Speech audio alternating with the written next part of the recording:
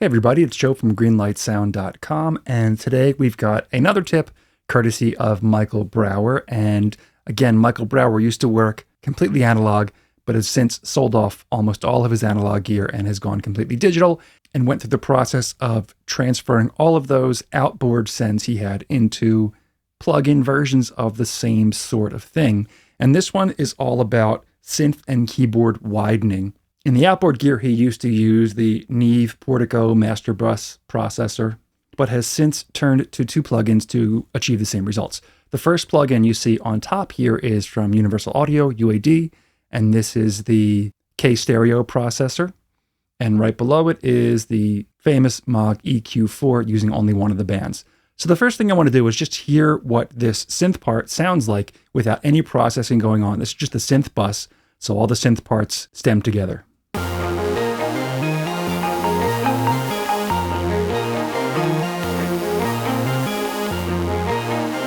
You can hear there's already some panning effects going on there, already some width to it, but if we really want to open that up and widen it, the first thing we want to do is adjust some of the controls on the UAD K-Stereo. First of all, the top knob here is pushed pretty far to the right, the ambience knob. Our mid-side gain, this is really what adds a lot of width here. We're taking some of that mid signal out and pushing up the volume of the side signal. Then we've got our ambience filters, and you can see the dB settings on each of those, the frequency and gain amounts. So go ahead and copy them down if you want to. I pulled the gain down a little bit because Michael Brauer pushes it up pretty hot. I like this to be level matched, so I brought this down just so you know he leaves it around here on that fourth dot over from 0 with probably 4 or 5 dB of gain. So I'm going to gauge this plugin now, and here's what it sounds like with the K-Stereo.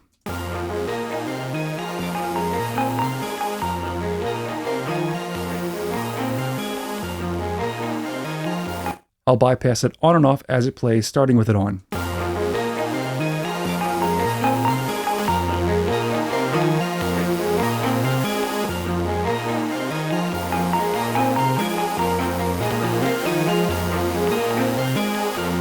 Definitely get more width out of it, obviously, using this width plugin. The next tool we have is the Moog EQ, and it's one simple move. It's a 10K airband boost of 4 dB. So there's the famous airband, set to 10K, pushing up that top end a little bit. And really what this does, since you're boosting up the side signal with the K-Stereo, this is really sort of putting some sparkle on that side signal as well, which brings it more prominent in the mix, which makes it sound wider. So let's start with this one on. Here's what it sounds like with both plugins now on.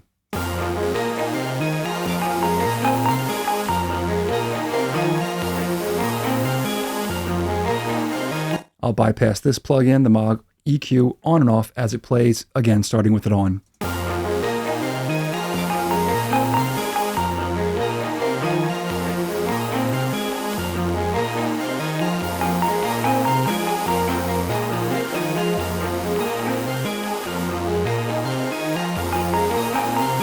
It's actually a subtle change, but in the context of a full mix, it'll just bring out some of that sparkle in the side signal to add to that feeling of width.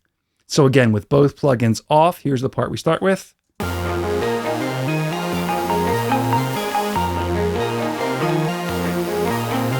And with both plugins back on.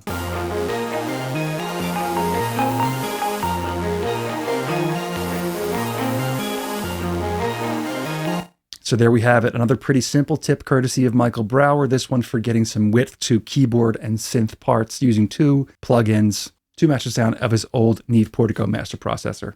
If you have any questions or comments, let me know in the comment section. Don't forget to subscribe if you haven't done so already, so we can keep you in the loop as to what's coming up next, and I'll see you in the next one.